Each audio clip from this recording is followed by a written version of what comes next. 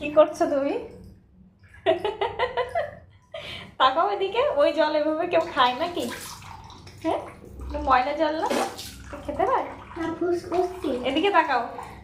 ওটা কেমন ফুস করার স্টাইল? তাকাও এদিকে।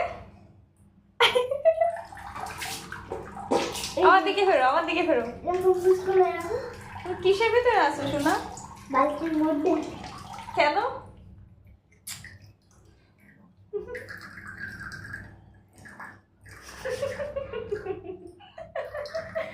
তাড়াতাড়ি শেষ করো, হাঁপু দেওয়া।